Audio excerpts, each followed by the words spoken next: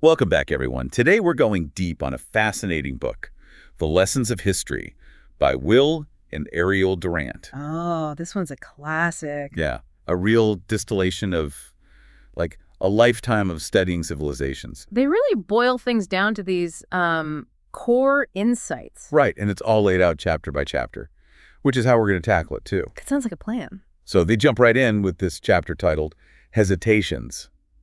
Kind of sets the tone. Yeah, it's where they grapple with the limits of history itself. Like, how can you be objective when you're dealing with the past? That's refreshing, honestly, to hear historians admit that their field isn't perfect. And it's even more relevant today when the world's changing so fast. So do they just throw their hands up and say history's pointless? Not at all.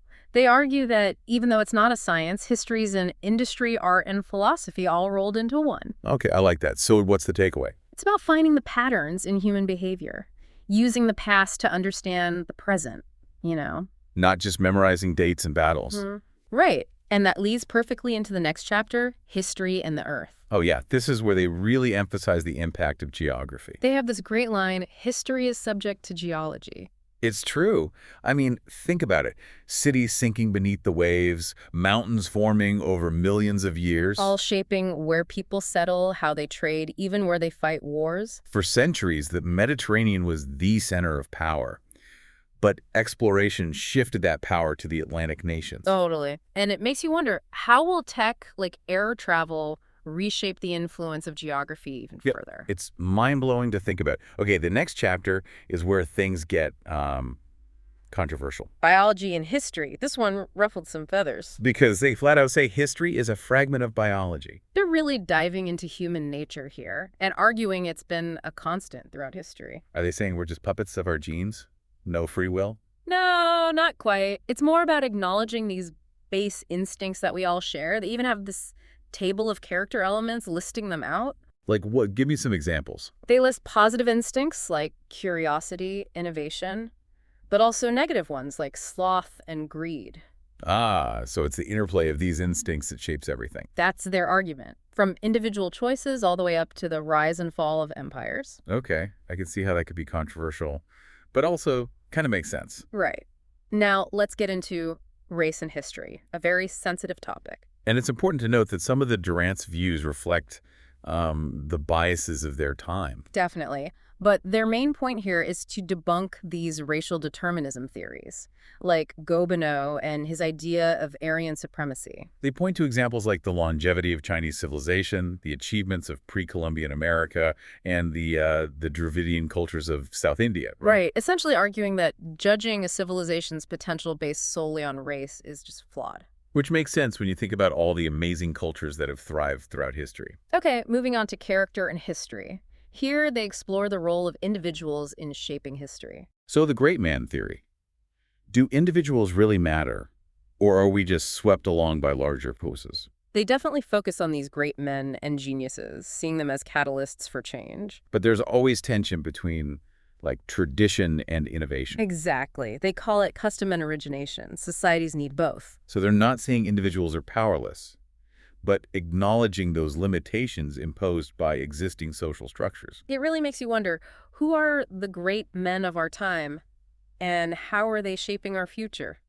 Fascinating stuff. All right, let's dive into morals and history. I'm curious how they approach the whole evolution of moral codes. Well, they link morality to different economic stages. Hunting, agriculture, industry, each with its own set of values. So morality's like relative, adapting to the needs of different economic systems. It's a bold claim, but they argue that vices often begin as survival virtues, transforming as societies change. Interesting. Does it give specific examples? They have a fascinating take on the Industrial Revolution. They believe it created this huge tension between traditional values and individual freedoms. People moving from rural communities to cities, being exposed to new ideas. Exactly, leading to social upheaval, moral questioning, a tension we still grapple with today. It's true. Balancing individual freedom with, like, social cohesion, it's a timeless challenge. Absolutely. Now, religion and history, always a complex topic. Well, how do they even approach it? They recognize religion's role in providing comfort and social order, but they're skeptical about a benevolent, God-given, all the suffering and injustice throughout history. So they see the human need for meaning, but question the traditional concept of a loving deity. Yeah, and they talk about the decline of religious belief with the rise of science and secular institutions, It's almost like they're posing this question: what role should religion play in modern society? leaving it up to us to ponder. Okay, now let's get into the material world with economics and history. How do they see economics as this driving force in history? It's all about the struggle for resources and power, they argue. It underpins so much of history. Wars, revolutions, even art movements. So it's not just about lofty ideals and philosophies, Yeah. but about who controls the wealth. Exactly. They give the example of Roman agriculture declining because of their reliance on slave labor, which contributed to the empire's fall. Wow, that's a great example. And they draw parallels to challenges small farms face today competing with large-scale agribusiness. Interesting. It's like these economic patterns repeat themselves throughout history. Do they also look at attempts to control the economy? Oh, yeah. They discuss examples like Sumeria's state-organized economy, Diocletian's price controls in Rome, and various socialist experiments in China and South America. So they offer a pretty nuanced perspective on government intervention in the economy. They really do, connecting these historical examples to modern debates about capitalism and socialism. Reminding us that these aren't just abstract theories, but have real-world consequences. Now, this next one is particularly interesting given the historical context. Socialism and history. They wrote this during the Cold War. Yeah, the ultimate showdown between capitalism and communism. Do they take sides? You might be surprised, but they offer a surprisingly balanced view, acknowledging the power of capitalism to drive innovation, What? but also highlighting its downsides like wealth concentration, worker exploitation, things like that. So they weren't blind to capitalism's flaws. Definitely not. And they dive into the historical context of socialist movements, showing how they arose in response to those failures of capitalism. It sounds like they're trying to make us see both sides of the argument. I think so. Do they endorse one system over the other? That's the big question. They actually predict a potential synthesis of capitalism and socialism, Lily, what would that even look like? where governments play a larger role in regulating the economy, but still preserving elements of free enterprise. A middle ground. A blend of the best of both systems. Wow. Okay, so moving on. Government and history. This one seems pretty straightforward. Yeah, they analyze different forms of government.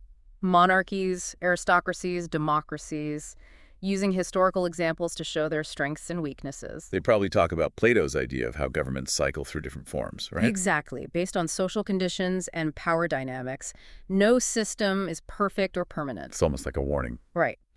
They challenge us to consider the challenges facing democracy today and how we can ensure its vitality and resilience. Okay, brace yourselves, folks, because we're heading into history and war next.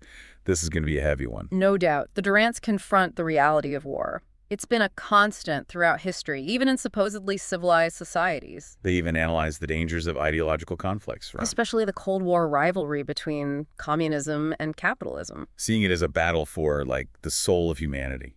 And we'll delve deeper into all of that in the next part of our deep dive. All right, picking up where we left off. The Durants really dig into the grim realities of war in their chapter History and War. They argue that war is like this ever-present shadow throughout human history, even in societies we consider civilized. It's a pretty bleak view. Yeah. Do they give any reasons for why war seems so, I don't know, unavoidable? Well, they suggest it often comes down to basic human instincts: survival, dominance, acquiring resources. It's all there in our wiring, they say. So we're kind of programmed for conflict. In a way, yeah. And they point out how, throughout history, states have used propaganda and nationalism to tap into those primal urges, essentially mobilizing populations for war. It's almost like war is a psychological battle as much as a physical one. Exactly. They talk about how, in earlier centuries, war was often more limited, mostly involving the ruling classes. But with the rise of mass armies, technology, and communication, war became total, engulfing everyone. The 20th century was a brutal example of that. Civilian casualties on a massive scale. Do they address that shift? Oh, absolutely. They see the rise of these ideological conflicts as particularly dangerous, like the Cold War rivalry between communism and capitalism. Not just fighting over land or resources anymore. It becomes a battle for, like, the soul of humanity, with the potential to escalate into something truly catastrophic. And the Durants were writing this right in the thick of it. Do they offer any solutions? Or is it just, like, accept that war is inevitable? Well, they do suggest the possibility of a world order based on cooperation and negotiation, rather than military dominance. So a more idealistic vision, is that even realistic? They admit it goes against the grain of human nature, which is often driven by competition and self-interest. And, history is full of broken treaties and betrayals. So they're not naive to the challenges. Okay, let's shift gears a bit from the battlefield. Their chapter, Growth and Decay, explores this idea of civilizations rising and falling, like a natural cycle. They compare it to, like, the lifespan of an organism. Interesting. So they're not just looking at individual events, but these larger patterns of history. Right. They identify a bunch of factors that contribute to a civilization's growth, meeting challenges, adapting to change. Whether it's environmental, economic, or internal conflicts. Exactly. And they also emphasize strong leadership. Individuals with the vision to guide their societies through difficult times. So a certain amount of struggle is actually necessary for a civilization to thrive. It can't just be comfortable all the time. I think that's their point. Overcoming obstacles strengthens a civilization, while complacency can lead to decline. What about the flip side? What do they see as the warning signs of decay? They point to things like environmental degradation, economic stagnation, social inequality, moral decay, and a failure of leadership. Those are all pretty familiar, unfortunately. Many of them resonate with concerns we have about our own society today. It's like looking in a mirror, right? They also ask this fascinating question, do civilizations truly die, or do they simply transform, leaving behind a legacy? I like that. It's not just about the end, but what continues on, what's passed down. They argue that even in decline, there can be this continuity. Like, Greek civilization isn't really dead. It lives on in our art, literature, philosophy. So civilizations are like generations of the human story, each building upon the last. Exactly. It's a more hopeful perspective. Even as individual civilizations fade, the broader story of human progress continues. That leads perfectly into their final chapter, Is Progress Real? After witnessing all these cycles of history, the wars, the rises and falls, do they actually believe we're moving forward? It's the ultimate question, and they don't offer any easy answers. They acknowledge the incredible progress in science, technology, medicine, things that have undeniably improved human lives. But they also recognize that war, inequality, suffering, those things persist. So it's a mixed bag. It is, and they really challenge us to define what progress even means. Is it just about accumulating stuff, developing fancier technology? There has to be more to it than that. And they agree. Their definition is the increasing control of the environment by life. Okay, break that down for me. It's about our ability to solve problems, to overcome challenges, to create a more livable world for ourselves and future generations. So it's not just about material wealth, but things like health, education, overall well-being. Exactly. They argue that even with all its complexities, modern life offers more opportunities for individual fulfillment and a higher overall standard of living than, say, pre-civilized societies. They're kind of debunking that romantic notion of the noble savage living in harmony with nature. Right. They acknowledge the harsh realities of life before civilization. It wasn't all idyllic and peaceful. And they also touch on the evolving nature of morality, how our moral codes are constantly adapting to changing social and economic conditions. So morality is fluid. In a way, yes. What might have been considered a virtue in one era could be seen as a vice in another. They even raise the question of whether the current trend towards moral relativism and individualism might actually undermine the foundations of civilization. That's a heavy thought, especially in our increasingly polarized world. It is. They emphasize the importance of education as a key to progress. It's how we transmit our cultural heritage, Yeah. Equip future generations with the knowledge and skills they need. So education is more than just memorizing facts. It's about cultivating critical thinking, empathy, a sense of responsibility. Exactly. The Durants see history as this living narrative full of lessons and warnings. They urge us to engage with the past, not just to learn dates and names, but to understand the forces that shape human behavior. And to apply those insights to the present. Exactly. The Lessons of History really is a powerful book. It challenges us to think deeply about where we've come from and where we might be going. But we're not quite finished yet. We've got more to unpack in the final part of our deep dive. All right, we're back for the final part of our deep dive into the lessons of history. And I got to say, the Durants really left us with a lot to think about, especially that last chapter, Is Progress Real? Yeah, it's the big question, isn't it? After all those cycles of history, the wars, the rises and falls, is humanity actually getting anywhere? Exactly. And I'm still kind of wrestling with their answer. Yeah. They seem to acknowledge all the progress we've made, but then there's like this undercurrent of caution, too. It's definitely nuanced. They point to advancements in science, technology, medicine, things that have objectively improved human lives. But they also recognize the persistence of war, inequality, and just plain suffering. So it's not a simple yes or no to the progress question. Not at all. They really want us to think more deeply about what progress even means, because it can't just be about, like, having more stuff or fancier gadgets, right? Right. There's got to be more to it than that. So what's their take? Their definition is pretty interesting. They say progress is the increasing control of the environment by life. Okay, I like that. Yeah. But what does it actually mean? It's about our ability to solve problems, to overcome challenges, to create a world that's more livable, not just for us, but for future generations. So it's not just about material wealth, but also about things like health, education, and overall well-being. Exactly. And they argue that even with all the complexities of modern life, it does offer more opportunities for individual fulfillment and a higher overall standard of living than, say, pre-civilized societies. So they're not buying into that whole romantic, noble savage idea. Right. They acknowledge the harsh realities of life before civilization. Life was brutal and short for most people. And it's interesting that they connect this back to morality, how our moral codes are always evolving and adapting. Yeah, they even suggest that what might have been considered a virtue in one era could be a vice in another. It's all relative to the circumstances. Which makes sense, but it also raises some questions about our current moral climate. I mean, where are we headed? They do express some concern about the potential downsides of moral relativism and individualism. Like if a society doesn't have a shared moral code or a sense of collective purpose, it could be more vulnerable to decline. Especially in our world today, where everything feels so fragmented and polarized. It's a valid concern. But despite all that, the Durants ultimately offer a message of hope. They see education as the key to progress. Education isn't like going to school and getting a degree. It's more than that. It's about transmitting our cultural heritage, equipping future generations with the knowledge and skills they need to face their own challenges. So it's about critical thinking, empathy, responsibility, all those things we need to build a better world. Exactly. And the Durants really believe that history itself is the best teacher. Yeah, it's more than just dates and names.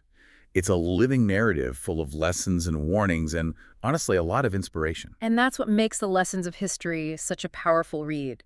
It challenges us to think deeply about the forces that shape human behavior and to apply those insights to our own lives. It reminds us that we're all part of this grand story of humanity. We're building on what came before, and we have a responsibility to the generations that will come after us. And I think the Durants would agree that even with all the challenges we face, there's reason to be hopeful. Humanity has a remarkable capacity for resilience and innovation. Yeah. We've faced tough times before, and we've always found a way forward. And who knows what amazing things we might accomplish in the future. But it's up to us to learn from the past, to face our challenges head on, and to keep striving to create a better world. I couldn't have said it better myself. Yeah. So there you have it, folks, our deep dive into Will and Ariel Durant's The Lessons of History. It's a book that will stay with you long after you finish reading it, prompting you to think differently about the world and your place in it. It's a classic for a reason. And we hope this deep dive has given you some new insights and maybe even inspired you to pick up a copy yourself. Thanks for joining us, and we'll see you next time for another deep dive into the world of ideas.